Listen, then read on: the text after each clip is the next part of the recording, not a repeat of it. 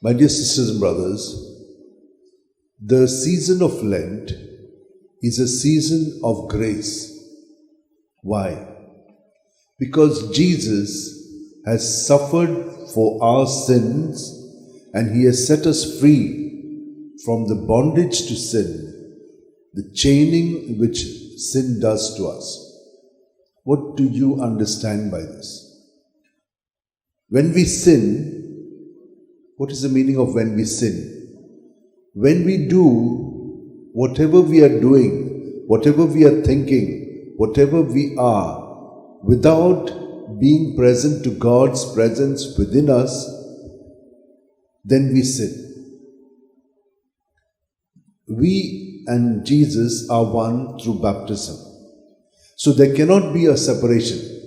It's like my mind and my body is one.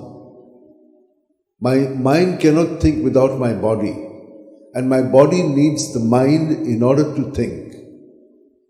So there is an inseparable union between the body and the mind. But the body and the mind needs breath to keep it alive.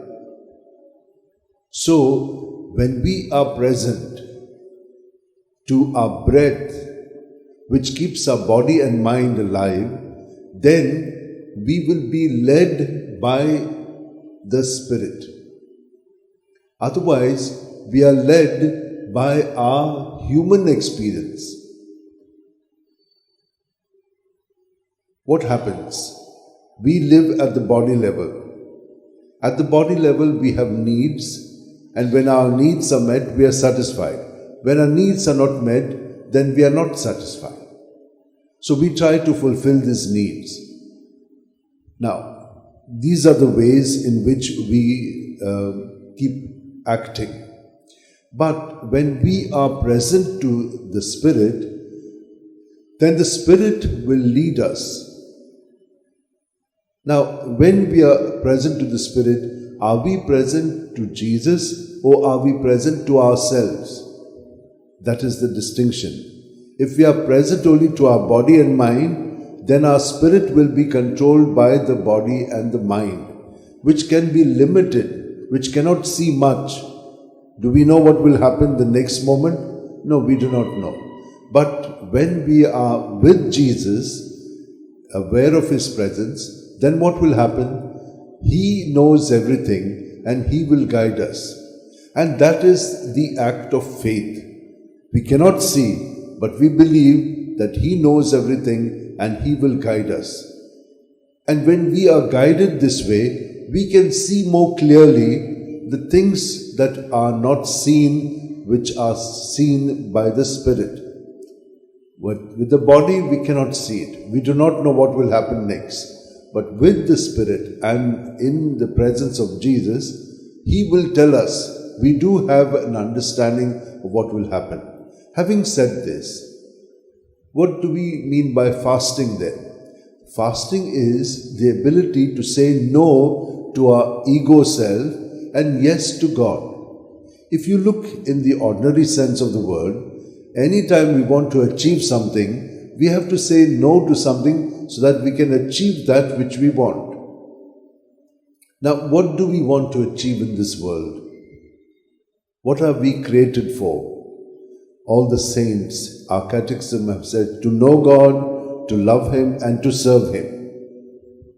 But how do you understand that? God, who is love, is in whom we live, move, and have our being. So God in us wants to continue this activity.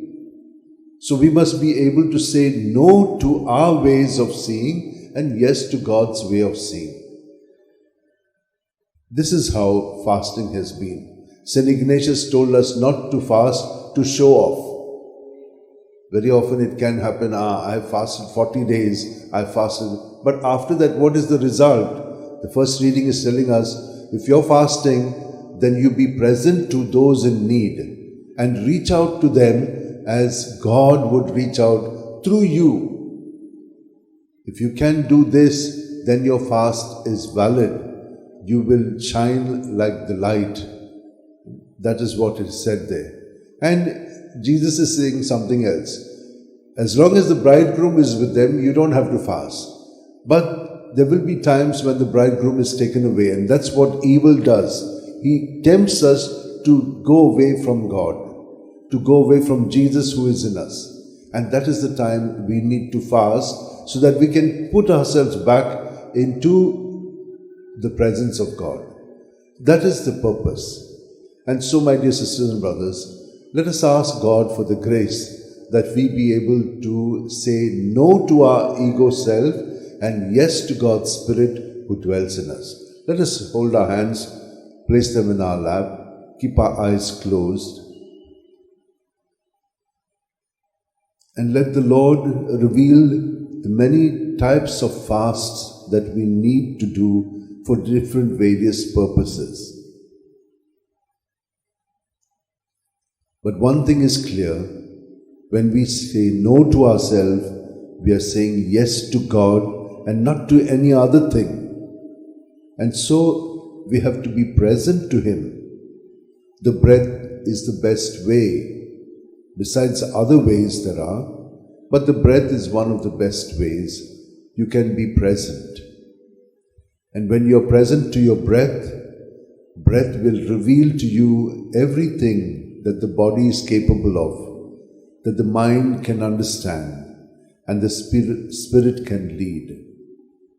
Lord, may your Spirit lead us as we say no to ourselves, we die to ourselves and live for you.